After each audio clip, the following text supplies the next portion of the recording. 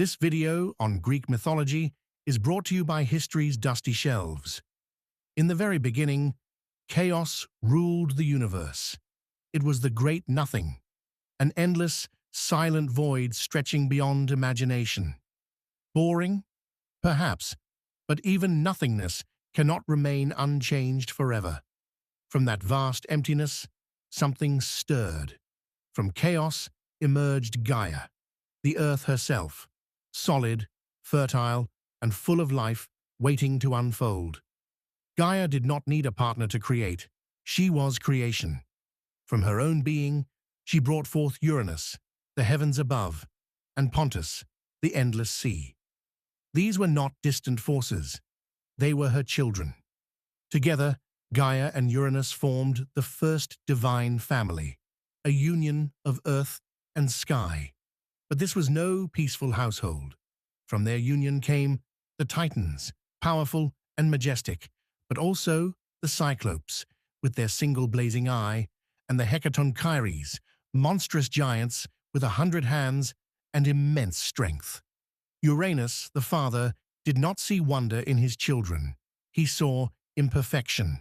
He saw something to fear. Disgusted by their forms, he forced the Cyclopes and the Titanomachy deep within Gaia herself, imprisoning them in darkness. This place would later be known as Tartarus, far below the surface of the earth. Gaia suffered terribly, not only from the physical burden, but from the betrayal of a father who rejected his own children. Yet among her offspring was one who would act. The youngest of the Titans was Cronus. He saw what had been done to his brothers and understood what it meant for his own fate. If Uranus could imprison them, he could just as easily imprison him. Fear turned into ambition. Encouraged by Gaia, Cronus rose against his father. With a single, decisive act, he overthrew Uranus. From the blood that fell from the heavens were born new beings, the Erinyes, the giants, and the Meliae. For a brief moment, the imprisoned children were freed, and Gaia felt relief. But that relief would not last. Cronus took the throne and claimed the universe as his own. He became the new king of the gods, ruling over a world that soon came to flourish. Under his reign, the world entered what would later be remembered as a golden age. The Meliae gave rise to the first humans, beings who lived long lives, remained youthful, and existed in harmony with the gods. There was peace, abundance, and a quiet nobility to life itself. Cronus ruled alongside his sister and wife Rhea. Together, they formed the next generation of the divine family. They had 6 children: Hestia, the gentle keeper of the hearth; Demeter, tied to the harvest and the earth's bounty; Hera, destined to become queenly and proud; Hades, mysterious and reserved; Poseidon, powerful and unpredictable like the sea; and finally Zeus, the youngest. Yet despite the peace of his reign, Cronus was not at ease. He had taken power from his own father, and that truth lingered in his mind. If he could betray Uranus, why could not his own children do the same to him? That fear grew stronger when both Gaia and the fallen Uranus warned him of a prophecy that one of his own children would overthrow him. Cronus chose a solution as cruel as it was desperate. As each child was born, he swallowed them whole. One by one, his children vanished into him: Hestia, Demeter, Hera, Hades, and Poseidon, consumed in the name of preserving his power. The golden age above masked a growing horror within his own family. Rhea could bear it no longer. When her 6th child was born, she refused to lose another. Instead of giving Cronus her baby, she wrapped a stone in swaddling cloth and handed it to him. Cronus swallowed it without suspicion, believing he had once again secured his rule. But the real child, Zeus, was hidden away. Rhea took Zeus to the island of Crete, where she concealed him in a cave far from his father's reach. There, Zeus grew in secrecy. He grew strong, but more importantly, he grew aware. He learned of what Cronus had done to his siblings, of the fear that drove his father, and of the power that had been stolen. It was only natural that resentment grew within him.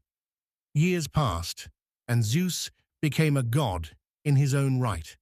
He chose Metis, the wisest of all beings, as his companion. It was Metis who revealed a plan, a potion that could force Cronus to release the children he had swallowed. Zeus understood at once what this meant. With his siblings at his side, he might stand a chance. Disguising himself as a cupbearer, Zeus entered the court of his father. Cronus, pleased by the idea of being served, accepted him without question. On the very first day, Zeus poured the drink and slipped the potion into it.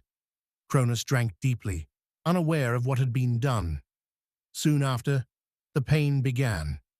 Cronus staggered, clutching his stomach, and collapsed. Then he began to vomit. First came the stone, still wrapped in cloth. Then, one by one, his children emerged.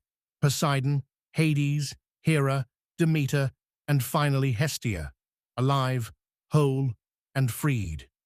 Zeus and Metis quickly led the gods to safety. But their victory was only the beginning. The Titans would not stand idly by while their king was challenged. Zeus knew that he would need more than just his siblings to win what was coming. He remembered those still imprisoned in Tartarus, the Cyclopes and the Hecatonchires. If freed, their strength could turn the tide. While Cronus was still weakened, Zeus descended into the depths of Tartarus.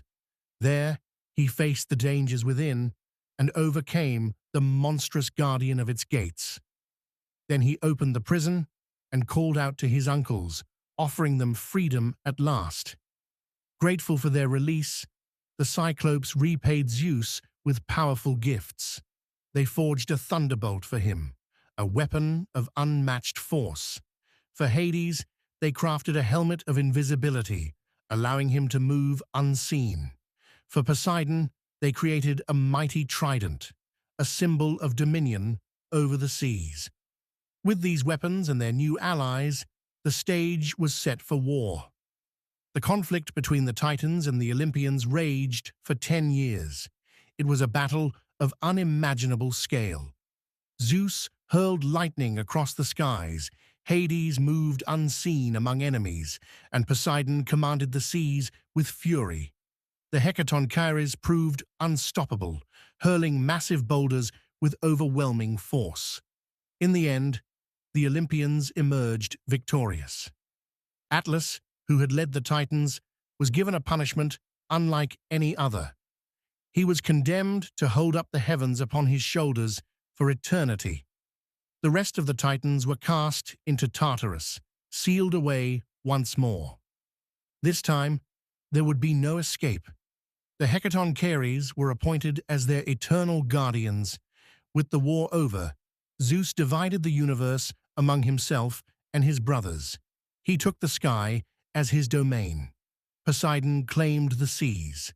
Hades was given the underworld, ruling over the realm of the dead. A new order had begun.